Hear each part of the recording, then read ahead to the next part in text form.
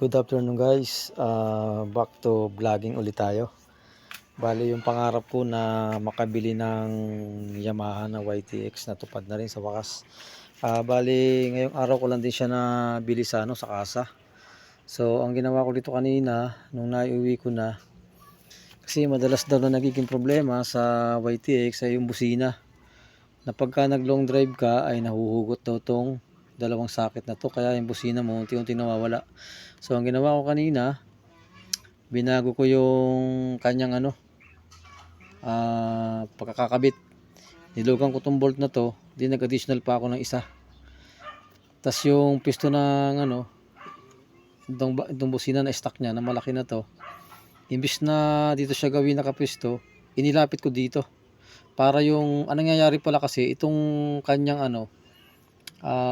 harness, yung wire na ito ay nababatak pag ganun kalayo. Siyempre natatagtag siya sa sobrang layo ng biyahe. Din lahat ng lahat ng mga kinakalawang, siyempre kahit bago to, sa tagal na na-stock to, kinakalawang talaga. Pinag-aanuhan ko ng WD-40, pinagbubugahan ko kasi ang plano ko magiging ko siya, ito yung motor na gagamitin ko tuwing meron akong biyahe, yung magra-rides, din magba-vlog ako. Din si carburetor, kaya pala nangyayari, kaya yung iba ay pag naglaon ay nag-overflow na, hindi nila sinasara yung tangke. So isipin mo nga naman na punong-puno ng gastong tank na to. Yung dami ng laman na yon, na pre-pressure si carburetor, lalo na yung kanyang float valve, yung pinaka jettings nun ay napipersa. Kaya nangyayari pag naglaon, pag permis siyang nakabukas, punong-puno ng gas, ito talaga sinasara ko siya palagi. Kasi meron ako napanood na vlog din, kapwa din vlogger, na ang ginagawa niya ay ganun.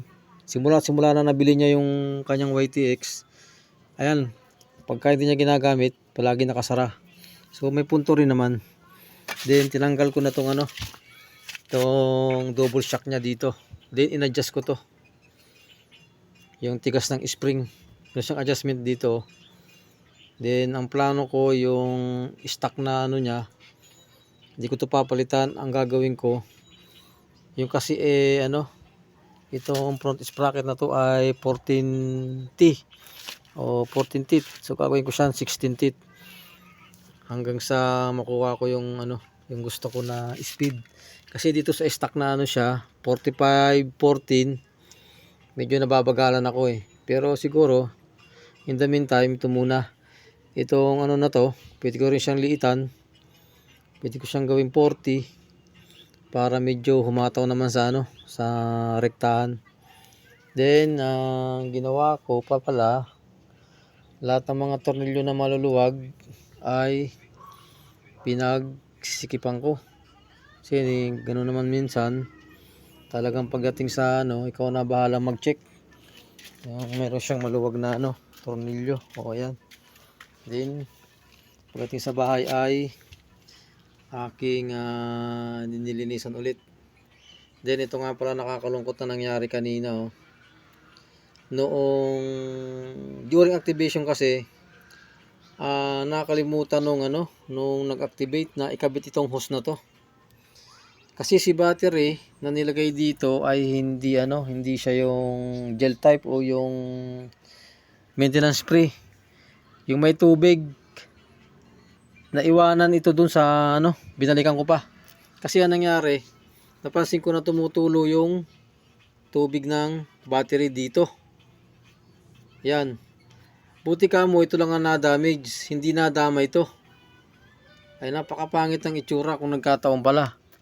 Talagang asido yun Talagang kayang-kaya niyang anuhin to. Sirain yung pintura. Buti ito lang, kakapraso lang. So pagbalik ko doon, hinanap ko yung hose sa kanila. Kako yung hose boss, hindi nyo kako na ikabit. Nagulat nga yung yung isang empleyado, rumpat daw yung motor habang umaandar, umuusok dito. Paano kako hindi uusok? Yung asido umaano dito sa bakal, sa tambutso. Buti nga kako hindi inabot dito So nung naikabit ko to, okay na. O ito na ang magiging ano ko ngayon, riding body. Si aking YTX. Lahat ng magiging ano ko, magiging journey sa motor na to ay aking iba-vlog. Then wala pa siyang plaka, since na wala ngang plaka, abutin pa siguro ng 1 month bago ma-release. Eh hindi ko na muna siya gagamitin. Bali antayin ko na lang na ano ano yung mga papilis niya, ORCR, tsaka plaka.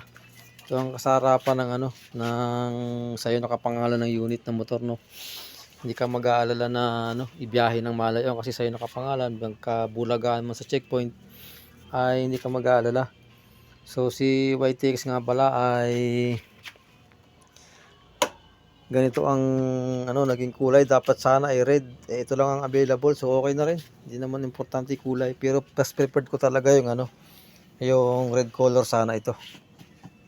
Okay lang, pwede na rin naman. So yun na lang muna guys, at sa mga susunod na ano na ay ito nga pala, pahabol na lang pala, tinanggal ko na nga pala yung muffler guide niya dito, yung cover pala, muffler cover, tinanggal ko na. Kasi numero 1 na napapansin ko tuwing may ginagawa kami sa shop, ito palagi ang nagiging problema. Malay ba nung nakabili na, ito pala ay napakasikip. So ginawa ko, tinanggal ko ng tuluyan para ito palagi ko nalilinisan.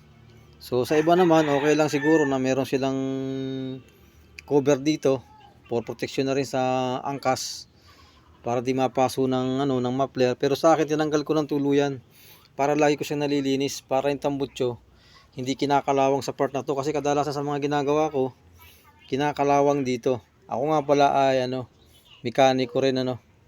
So ito plus preferred ko talaga, wala siyang ano, wala siyang cover. So yun lang muna, and thank you for watching.